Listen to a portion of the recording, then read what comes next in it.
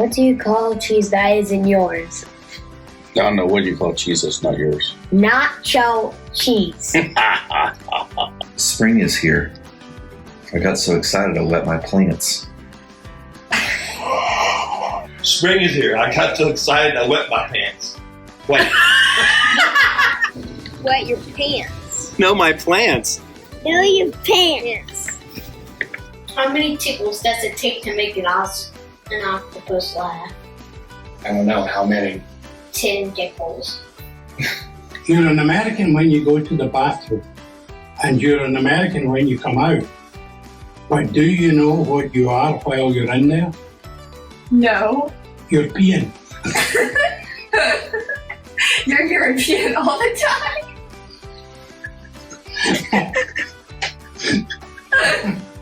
Yes. What does an angry pepper do? It gets jalapeno face. What do you call a bear without any teeth? I don't know.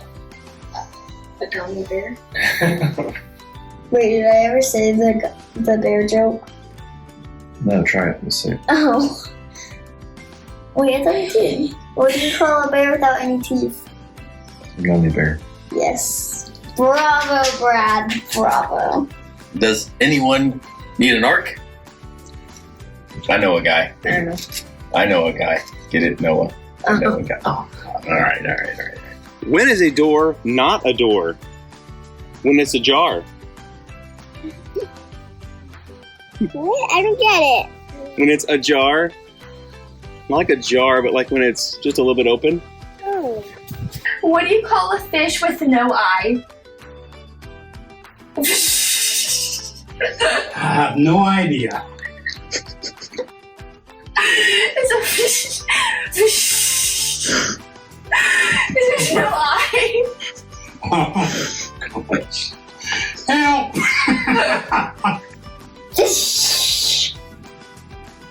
That didn't make sense. I didn't get it. What did the police officer say to his belly button? You are under arrest. You got it. I heard that one before. I was wondering why the frisbee kept looking bigger and bigger. And then it hit me. He's coming closer to you. What? Oh no. What did the nose say to the finger? Pick me. No, quit picking on me. Oh, yuck. I dig, you dig, we dig, she digs, he digs, they dig. It's not a beautiful poem, but it's very deep. Want to hear a joke about paper? Never mind. It's terrible. Terrible! Yeah. Terrible paper. Never mind, it's terrible. Dad joke. What do you call a cow during an earthquake? I don't know. A milkshake. I like that one. I want to eat that one. Keep mine. Where does the king keep his armies? In his sleeveys? Did you I get thought that in a one? castle. Did you get that one? Not too much. We didn't either. I got it. It's no armies, it's arms. And his sleeve is. Oh, yes. Where does the king keep his armies? In his sleeveys. Oh. It took me a while to get there too. Yeah. Well, it took me the whole car ride, so. Up until just now. Oh, his arms, his armies. That's a good one. I don't get that one. Armies. Like Armies. Yeah, like leggies, armies. That's good. It's not a lot of jokes. You wrote jokes a long time ago. Wow. Thanks.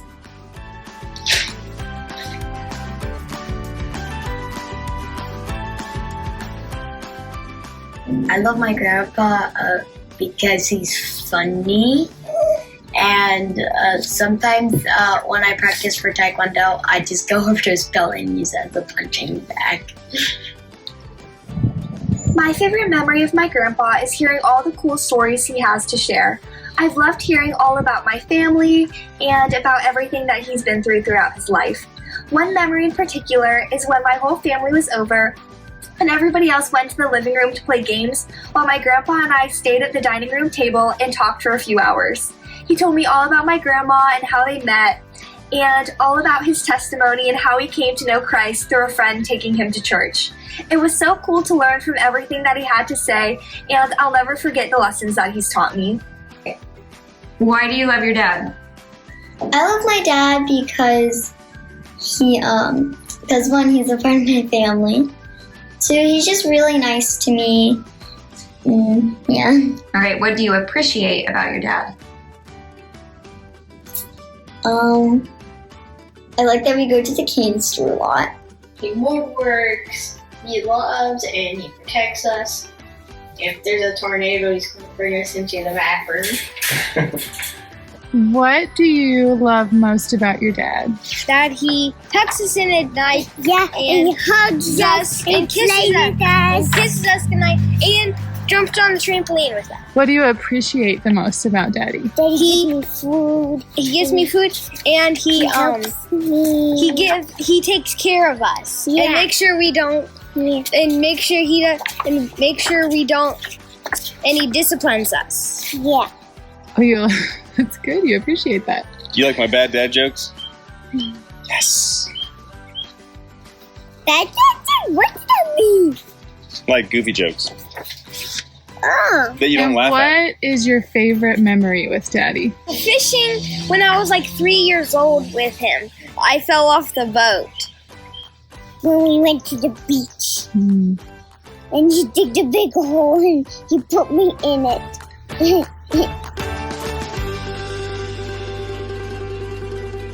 Good morning, Liberty Heights, and a happy Sunday. To all of our dads and granddads out there, we want to say happy Father's Day, and I hope you're having a great one so far. My name is Jamie Brown, and I just wanted to take a moment to welcome you to Church Online. If this is your first time joining us, thank you for choosing to worship with us today. We would love to connect with you and get to know you better. If you visit lhc.life/connect and fill out the form on that page, we'll make a donation in your honor to Hope House Mission. If you've been around for a while, you can use that same link, lhc.life/connect, and let us know how we can partner with you in any prayer requests or needs you might have during this season. Well, church, if you haven't yet heard, we are excited to announce that we will be gathering together again on Sunday mornings starting July 12th. Put that date on your calendar, circle and star it. We cannot wait to be together again. Be sure to keep a lookout on social media and your email for any regathering updates as we get closer to that date. All right, church, it's time to worship Jesus.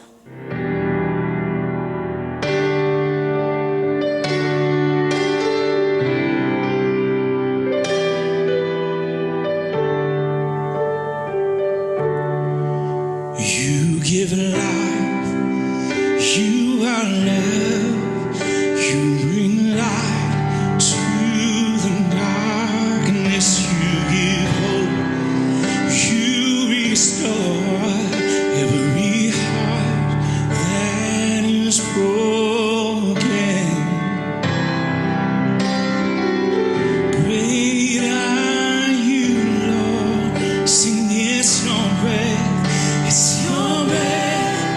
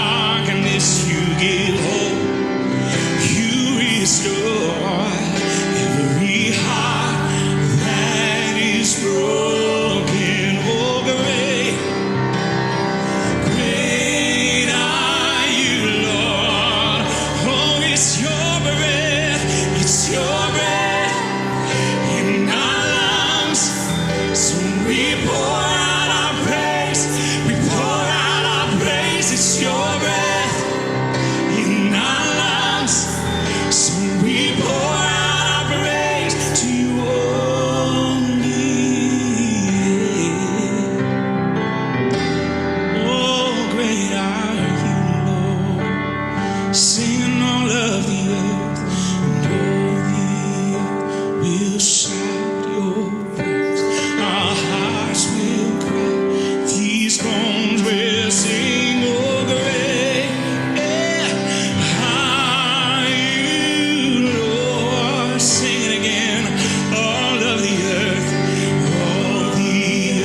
will shout your praise. Our hearts will cry. These bones will sing, oh great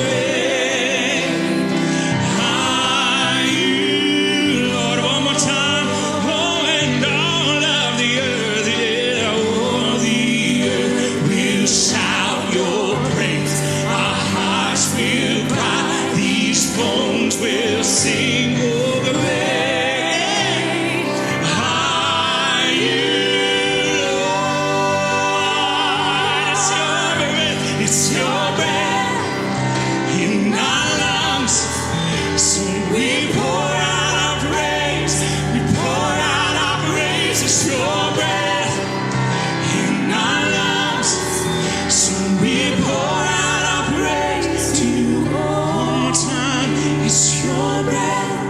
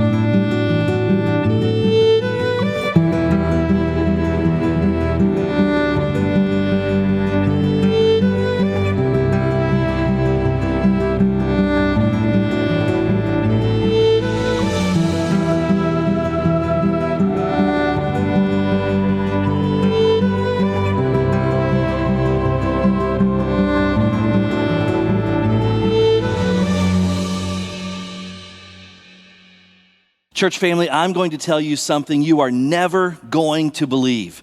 We have come to the final message in our Beautiful Mess series through the book of 1 Corinthians. When we started this series, I was 13 years old. It was 47 years ago. And in honor of that celebration of finally wrapping up this 29 message series, I wore my Big Pig t-shirt for you today.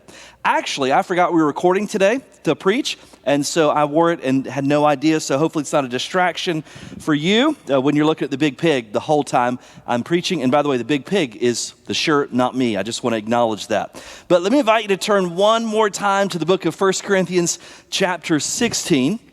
And last week in 1 Corinthians 15, we studied Paul's teaching about the foundational doctrine of the resurrection. So that teaching was kind of a doctrinal study, but we said, hey, here's some hope-filled applications out of that doctrinal truth, and it flowed right into some of those encouraging things that as followers of Christ, that if Christ has been raised, we're going to be raised, and so even in death, there is hope for those who are followers of Jesus Christ. We don't even have to fear death itself. And so we're going to find today that as Paul moves into the conclusion of this letter, he continued to teach the church how this doctrinal truth would impact their daily life and the practical expressions of their faith. And so he wants them to see the resurrection as an issue of stewardship.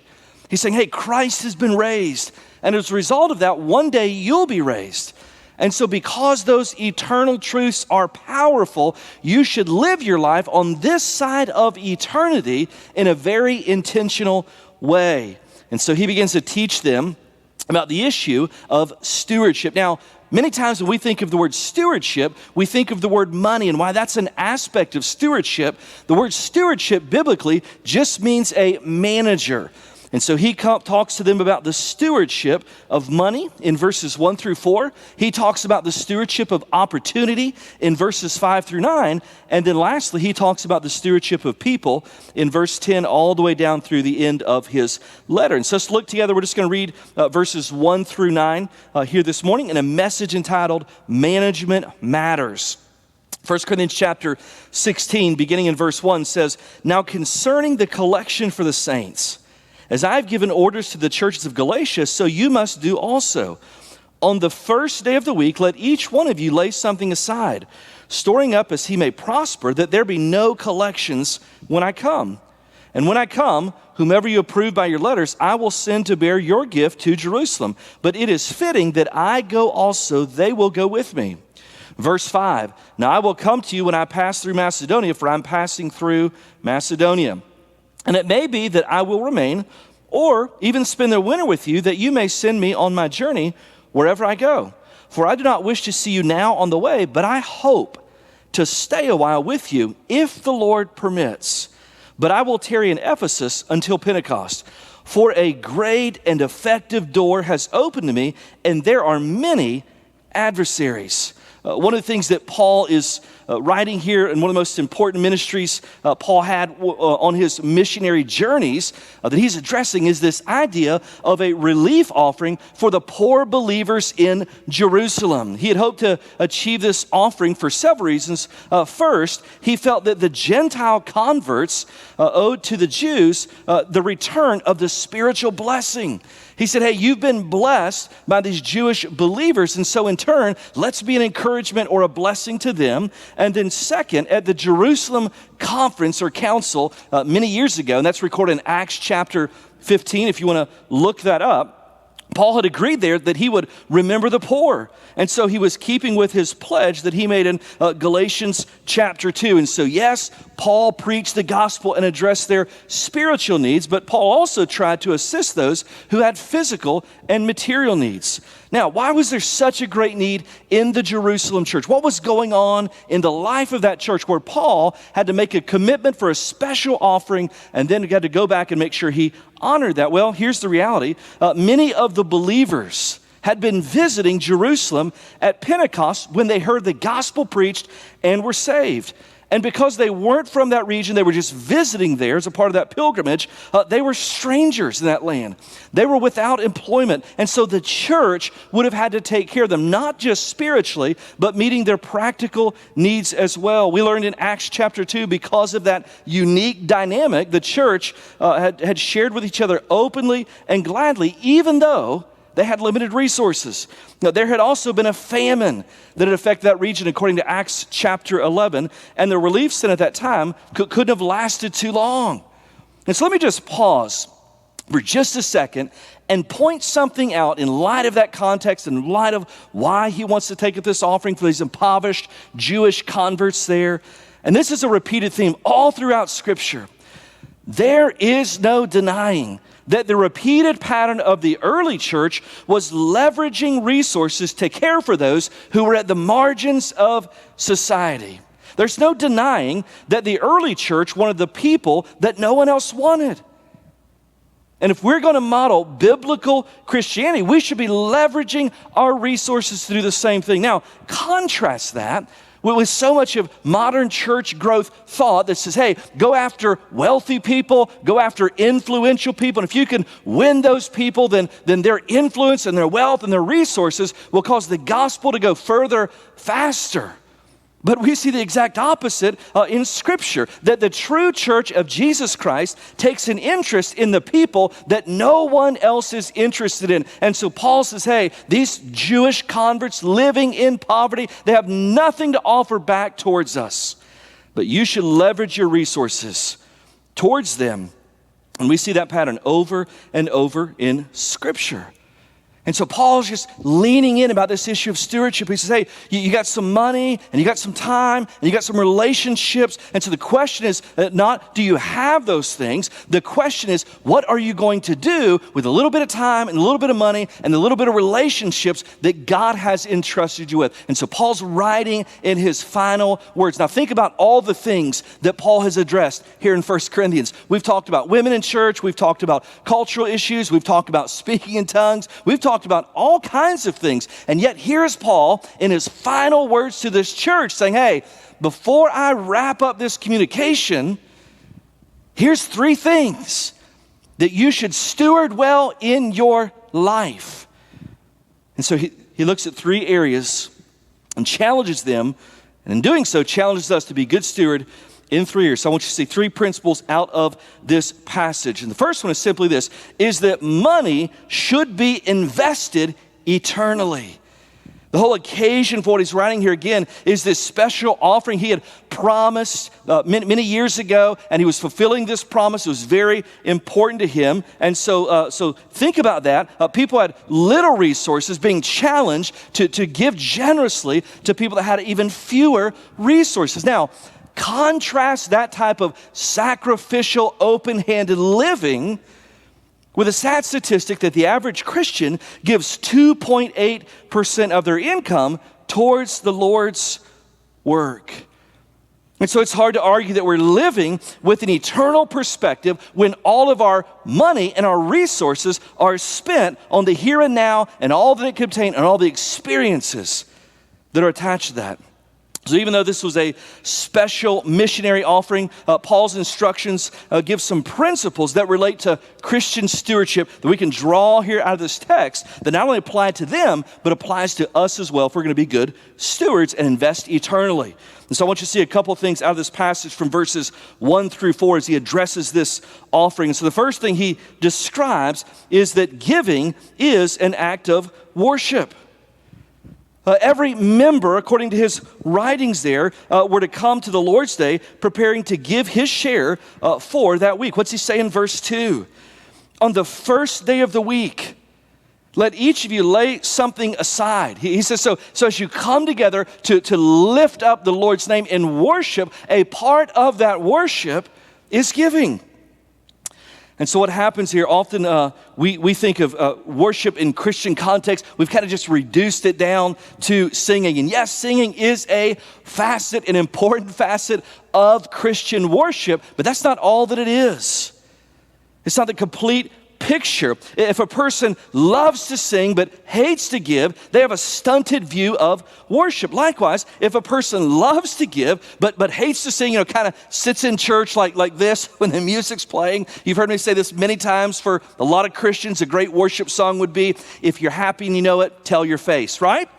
And so if I love to give, but I don't like to sing, I don't understand worship. If I love to sing, but I don't like to give generously, I don't understand worship. So Paul says here in verse 2 that as you come together on the Lord's Day to lift up his name, a part of that rhythm and discipline is giving. And so giving is an act of worship, no more or less than singing. Secondly, we see in this passage, giving should be systematic. And so he says, hey, as there's a rhythm to this. That as you're coming to the Lord's house in a regular, systematic, repeated kind of rhythm, as you're doing that, also be in the regular, systematic, repeated act of giving. So he says, on the first day of the week, let each of you, not those who are wealthy, not those who've had a good week and have a little left over. He says, let each of you, all of you, as you're coming to the Lord's house, let each of you lay something aside, storing up how he may prosper. And so he says on the first day of the week, when they're coming together, every believer should set aside his offering and bring it to church with him as a part of that act of worship. And so there was an intentional pattern to their giving. Their giving wasn't reactive. Right, like I've had a good week, or they're agrarian culture, crops went really well. It wasn't reactive. It wasn't, hey, I just heard about this need, and so I think I'm going to respond to this, kind of a thing. He says, no, on the first day of every week, think of it another way. You're never going to be a generous giver without planning to give. For us personally, in our house, we put together a budget every single month, and the first line item in our budget is our giving. And so giving is an intentional act, not an occasional response. On the first day of the week, let each of you lay something aside. Now how do I know this is a repeated, systematic, intentional act of these early followers of Christ? Here's how I know. The first day of the week happens 52 times, right? Every single week of the year, there is a first day of the week. So he said, all of those first days of the week, every time you're coming in on the first day, on the Lord's Day, bring something as an act of offering. Right? So yes, he's taking up a special offering that's over and above, but he also says your giving should be systematic. Just like your rhythm of worship, corporate worship is systematic, repeated, intentional, so your giving is connected to that. Now, I've heard lots of people say over the years, Pastor, if God gave me $1 million, then I would fill in the blank. Now, the question is not, what would you do with what you don't have? The question is, what are you doing with what God has already given you? And so giving should be systematic. Also, we see in this passage, giving was personal and individual. Again, we've kind of already touched on this, but what does he say? Go back to verse 2 again. On the first day of the week, that happens 52 times a year, he's connecting it to worship. Let each one of you lay something aside. And so it's personal. I would also add that it's sacrificial. When he talks about laying something aside, the whole act of taking something from what I have, what the Lord's entrusted me with, and removing it, setting it aside for the purpose of something else. The overflow means that I no longer have what I've set aside to do with what I want to do, so there's this sacrifice. Hey, if I had all of this, I would do X, Y, Z, but because he's commanded me to set something aside, I can no longer do all that I used to do with all that I had, so I'm making a sacrifice. So guess what? Giving should cost us something. He says, lay something aside. From what you already have, lay something aside. Each of you should be doing that. Now, if you've studied the scriptures, here's what you know, that in the categories of spiritual gifts, there are 4 of them in the New Testament. In some of those gift categories, there is what's described as the gift of giving. And I've heard some people over the years say, hey, I've heard you teach on that. I know the Bible talks about that. Here's the deal. I don't have the gift of giving. And so I'm kind of sitting that one out, right? Well, here's the simple reality. The gift of giving is the people who God has resourced in unusual financial ways. They have the ability often to make large sums of money. And what they're motivated to do with those resources is to invest deeply in the Lord's work. I've met Christians who have the gift of giving. They've made tremendous amounts of money. And two of them that I have met personally have said, my goal is to give away more than I keep. And so they were giving at least 51% of their income into the Lord's work. Rick Warren, when the Purpose Driven Life book got so popular in culture, he said, I became a reverse tither. I kept 10% and I gave away 90%. That's the gift of giving. And all of us don't have that opportunity. We're not all resourced that way. And if God hasn't resourced that way, we probably don't have the gift of giving. But here's the deal. What he's saying here, and it's repeated all over the New Testament, not everyone has the gift of giving, but we all should be participating in the grace of giving. Let each one of you lay aside something on the first day of the week. So giving is personal, it's an individual act of worship, it's sacrificial. And then also what we learn in this passage is that giving should be proportionate. Now, go back to verse 2 again. On the first day of the week, let each one of you lay something aside, storing up as he may prosper.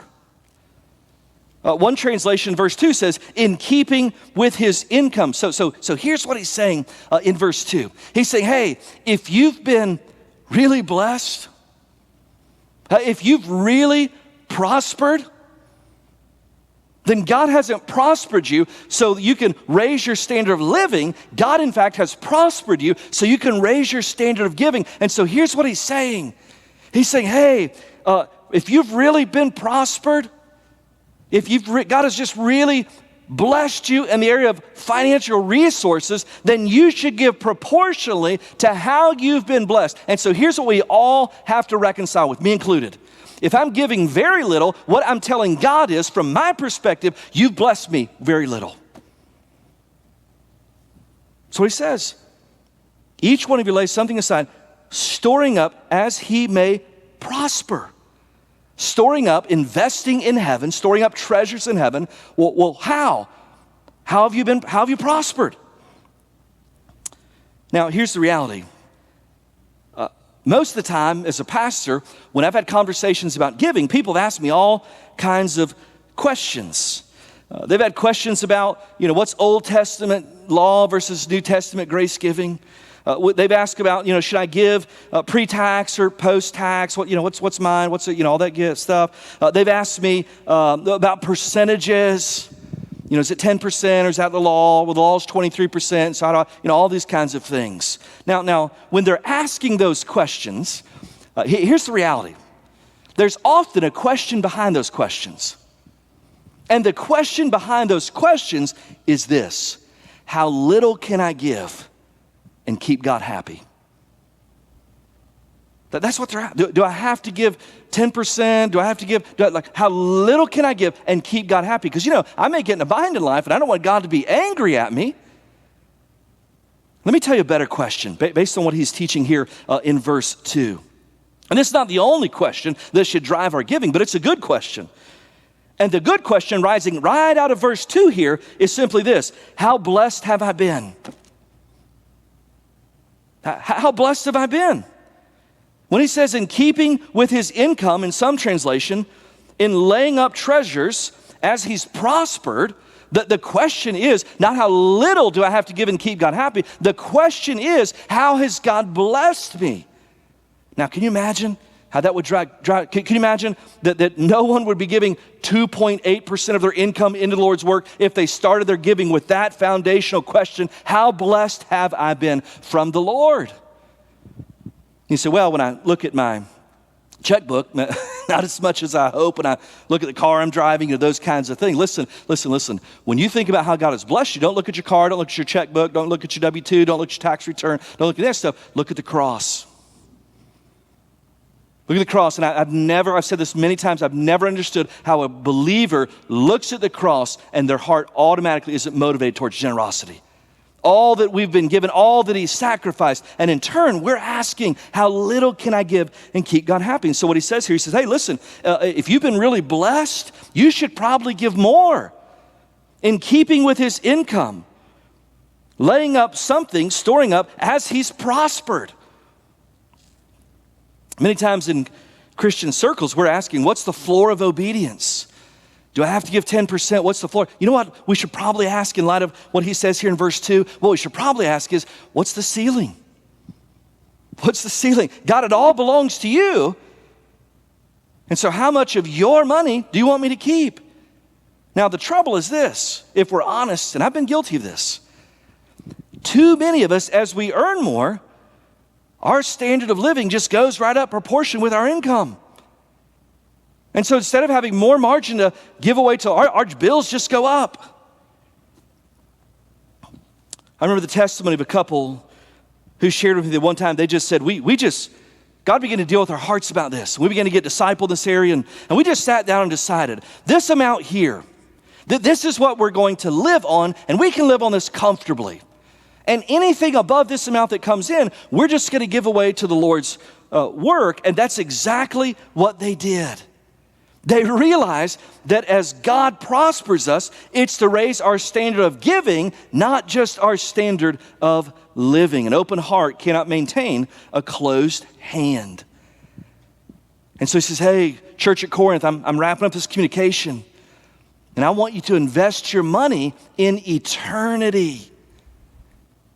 Here's the second area of stewardship he touches on. He says, not only do I want you to invest your money in eternity, he says, I want your time to be managed intentionally. Ephesians chapter 5, verses 15 and 16 says, be very careful then how you live, not as unwise, but as wise, making the most of every opportunity because the days are evil. What Paul's saying here in verses 5 through 9, he's talking about this great door that's been opened in front of him. And the door that's been opened is the opportunity to spread the gospel right where he's at. And I would argue this, that it's more important to manage our time intentionally for the Lord's work than to invest our money. Here's why. It's not either or, it's both in, but here's why. I would argue that time is the more valuable commodity because you can always get more money, but you cannot get more time. And so Paul's challenging them in verses 5 through 9 to manage their time intentionally so that they can be used by the Lord. No matter what's going on, they can be used by the Lord in that season. Pastor and author John Piper said the greatest temptation for every American Christian is to use their time to amuse themselves to death. And so in other words, to take all your margin of time and to fill all of it up with the pursuit of pleasure and entertainment and travel and all those things. There's nothing wrong with those things, but if that's all you use your time for, then you've wasted your life. You've not invested your life. Paul knew those blocks of time were kingdom opportunities not to be wasted. I want to read back through verses 5 through 9, and I want you to listen. Where Paul's just saying, hey, I don't know what God's going to do. Paul's writing from Ephesus. He's here providentially, not because he planned it out this way. There was all kinds of things where the Lord providentially rearranged his missionary travels. And so Paul's not saying, hey, I plan to be here, and so now that my plan has come to fruition, I'm going to do this, and I'm going to plant this church, and I'm going to preach here and invest in these people. He says, no, I've just landed here providentially. But if God has me here, then there's opportunity, and I want to use that for the Lord's glory. Verses 5 through 9, listen to some language. Now I will come to you when I pass through Macedonia, then skip down to verse 6, and it may be, he's not sure. He recognizes that his life is in the hands of a sovereign, providential God. It may be that I will remain or even spend their winter with you. He doesn't know. That you may send me on my journey. Listen to this. Wherever I go, wherever the Lord directs me. For I don't wish to see you now, verse 7, but I hope to stay a little while with you. He doesn't know how long he's going to stay. I hope when I come through, God allows me to stay there. If the Lord permits. But I will tarry in Ephesus until Pentecost, for a great and effective door has opened to me, and there are many adversaries. You hear that language? Maybe I'll stay a little while. Maybe if the Lord permits me to do that. Right? Paul just looked at his life and said, I've put my life in the Lord's hands, and sometimes my plans don't come to pass. Sometimes God providentially orchestrates my life so that I end up somewhere that I hadn't planned to be, or I end up somewhere longer than I had not planned to be. And when that happens in your life, if you're like me and you like control, you're not rejoicing going, wow, look at these incredible opportunities before me. If you're like me and you like control, you're going, this is not how I wanted this all to work out. That this is not where I wanted to be at this point in my life. Geography-wise, I didn't want to be here. I don't want to be in this relationship. I don't want to be in this career. I don't want to be at this financial level. I don't want to be in this emotional state. I don't want to be living in this culture and all the unrest and all the pandemic. I didn't want to be in any of this stuff. And so you can live with bitterness over lost control. Or you can live like Paul and say, I don't know what the Lord's going to allow in my life. I don't know how God's going to providentially direct my steps. But God has me here and now. And it's not what I planned, but God has me here and now. And what I've realized is, what's he say in verse 9? A great and effective door has been opened to me. Now I want you to think about a crazy thought.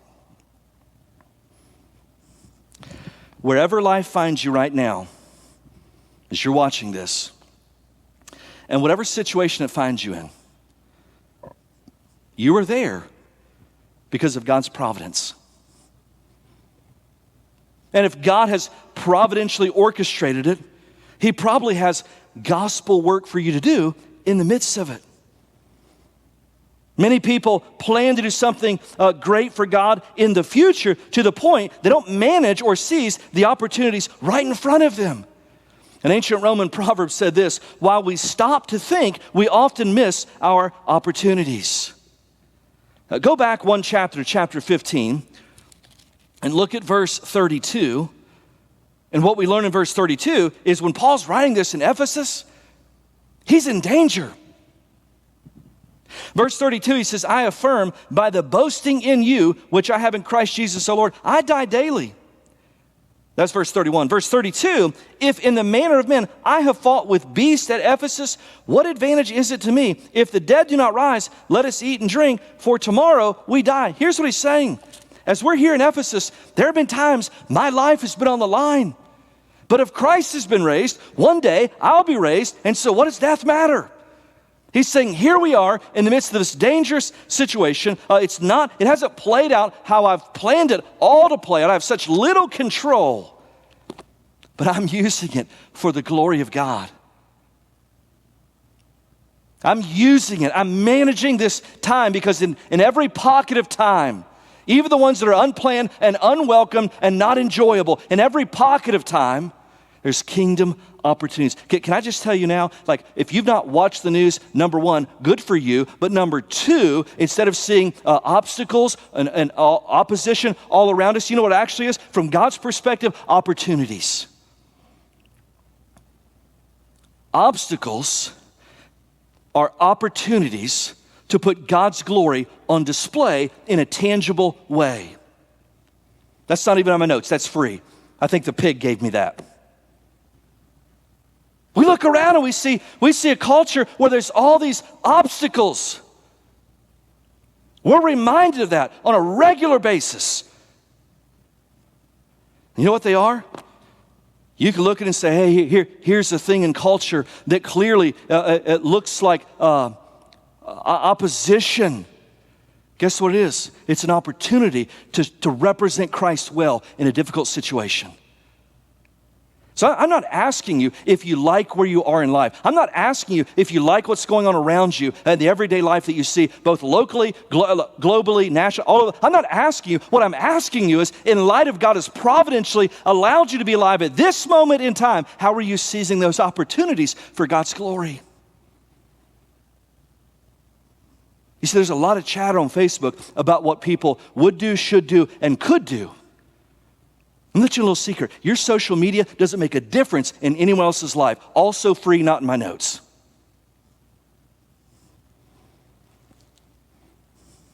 And so what opportunities is God giving us today? Paul's life was in danger.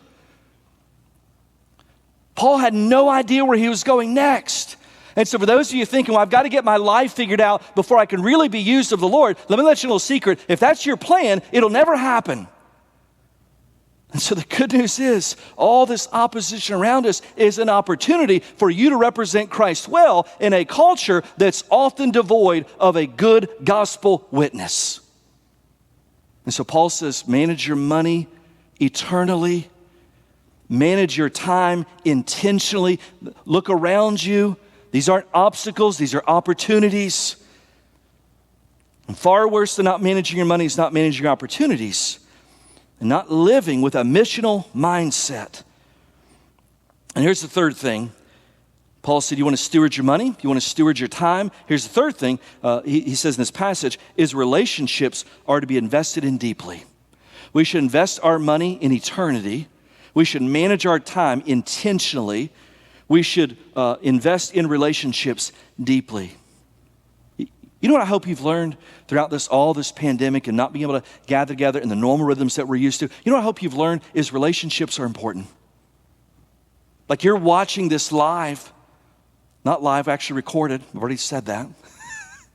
And listen, we're like the lighting's, like I look glorious on the video. I know that, right? But you're thinking, it's not like being there,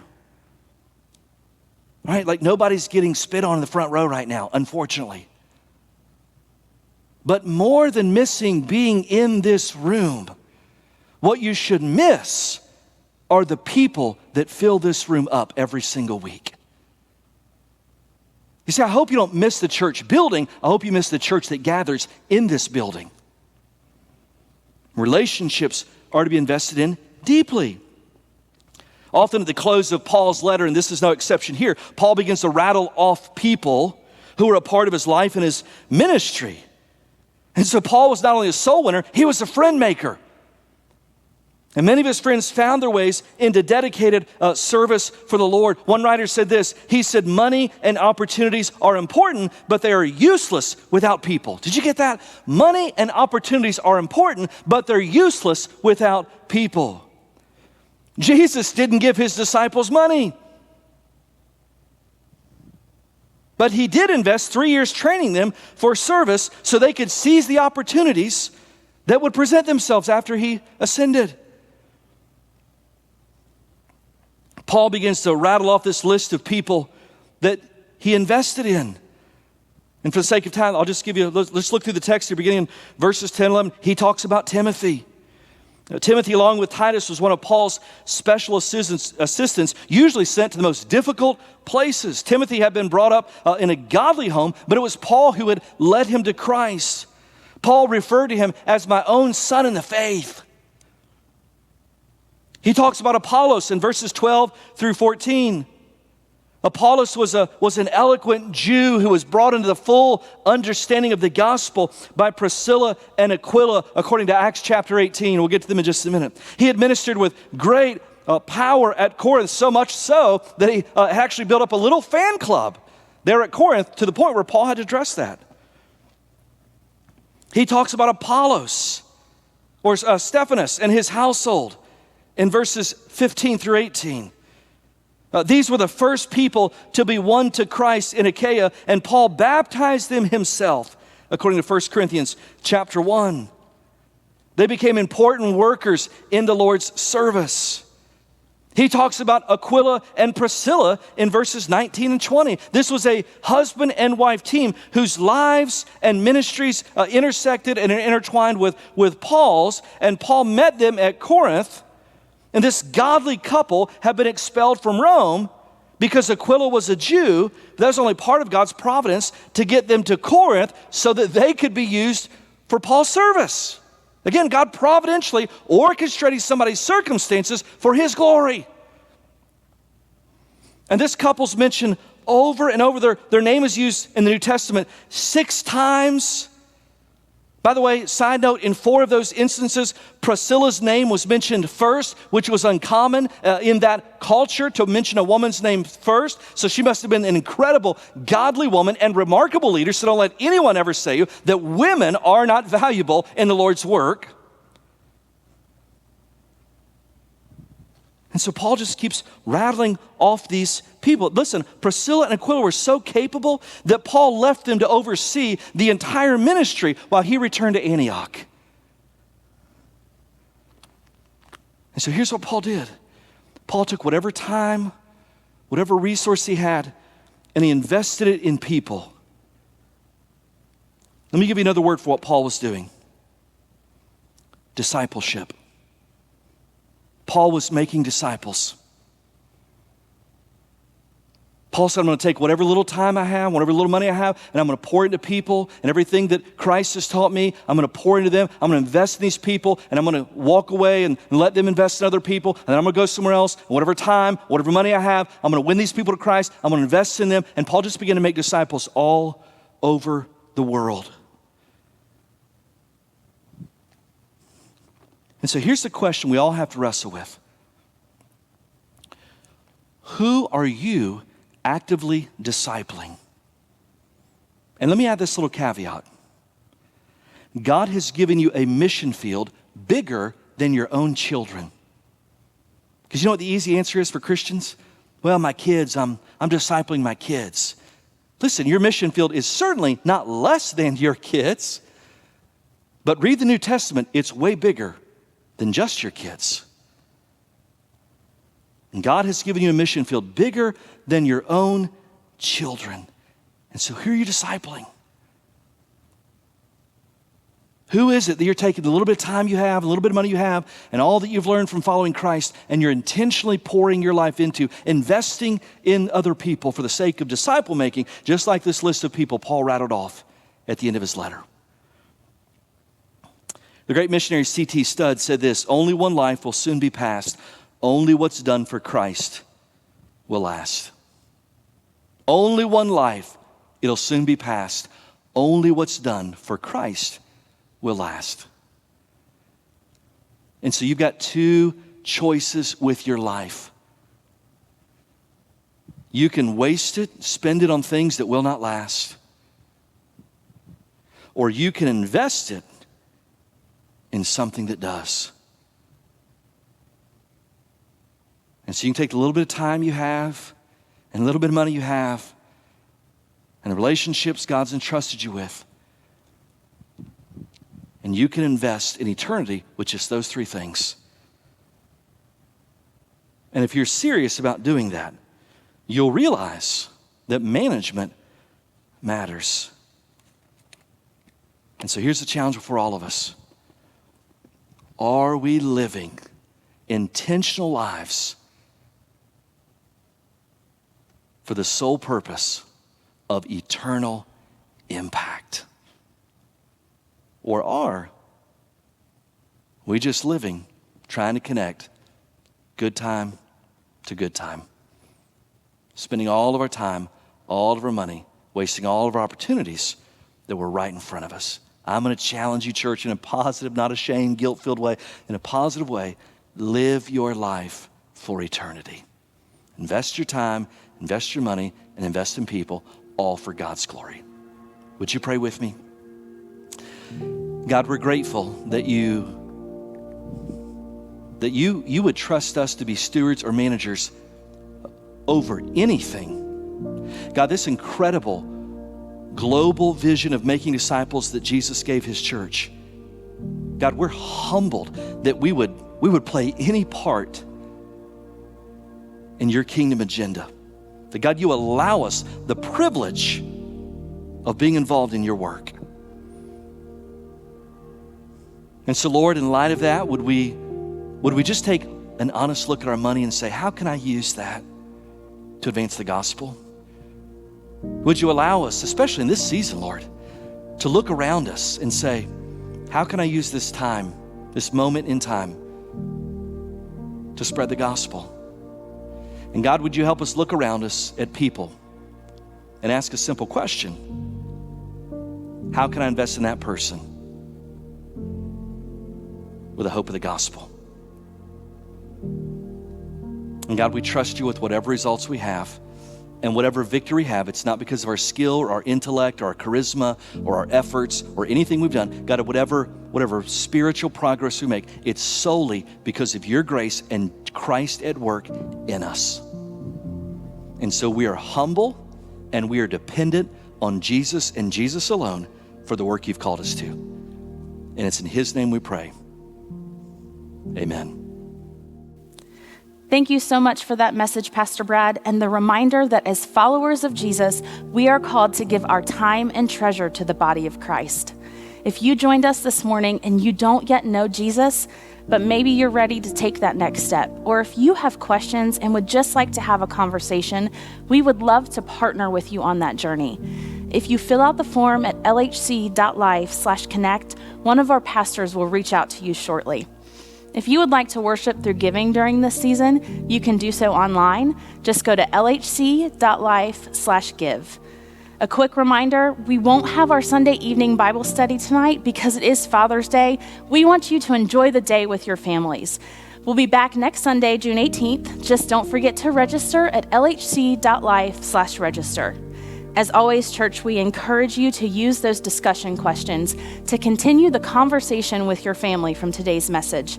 You can find them on our Facebook page or our Instagram. Thanks again for tuning in. We hope you have a great week, and we'll see you next Sunday.